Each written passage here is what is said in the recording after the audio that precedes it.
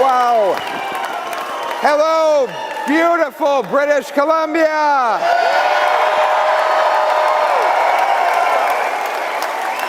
Who's ready to axe some taxes? Who's ready for homes you can actually afford? Who's ready to stop the crime? Who's ready to bring our jobs back home? And who's ready to put Canada first for a change? Wow. Look at this crowd. Incredible. I'm told there are as many as 5,000 people here today.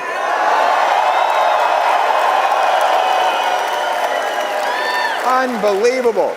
As I was driving up, I saw the people lined up in the rain. Have you ever had rain here before in British Columbia? It's nothing. You walk around in the rain for fun out here. I love being back in this place. Beautiful British Columbia. I love you too. I love you too.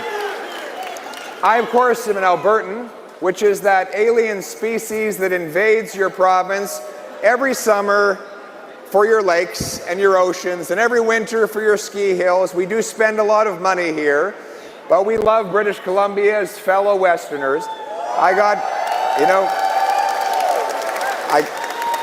I gained some of my best lessons from my parents on those road trips. I remember when I was a little boy, we went camping in Penticton. So we drove all the way, road trip from Calgary.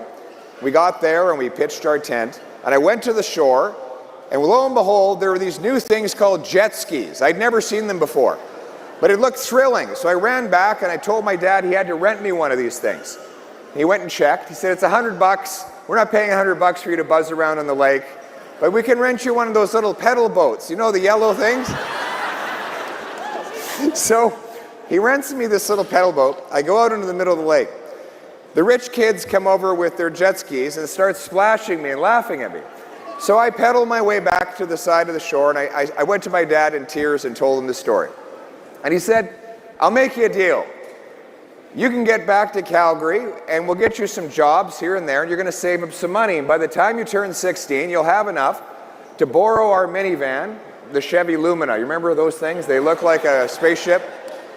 You can fill it up with gas. You can drive back out to the campground. You can rent yourself space.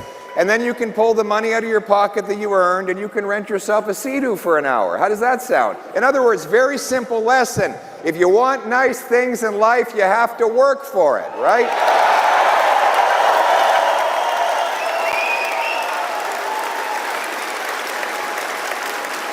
And sure enough, I did, and it worked. And that was the Canadian promise, that anyone from anywhere could achieve anything if they worked hard.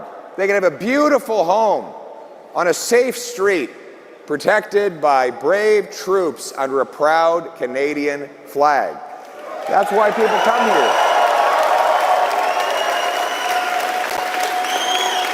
here. Look at Surrey, one of the most welcoming places in the world, a place where pioneers settled, and over the years, waves and waves of immigrants came here. Obviously, throughout British Columbia, we had the incredible Sikh loggers who came over to harvest the forest and then brought many of their family members to build incredible businesses in places like Surrey. And over the years, people found this to be an incredible land of opportunity where they could do anything they wanted.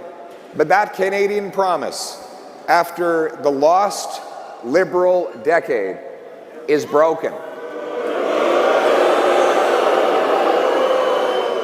Everything costs more. With the worst inflation in 40 years, food prices have risen about 37% faster in Canada than they did in the United States in the exact same 5-year period. Housing costs have more than doubled. It now takes about $1.2 million to buy a home, an average home, in the greater Vancouver area. In fact, Vancouver is now by far the most expensive housing market in North America, and the third most expensive anywhere in the world after Liberals promised they were going to make life more affordable. And then crime, chaos, drugs, and disorder overtake our once tranquil streets as criminals who are repeatedly released onto our neighborhood streets terrorize our citizens, sell drugs to our kids, and shatter what used to be beautiful and safe communities. Finally, our economy has been weakened by years of radical, net zero, anti-development extremists led by Mark Carney and Stephen Guilbeault, who have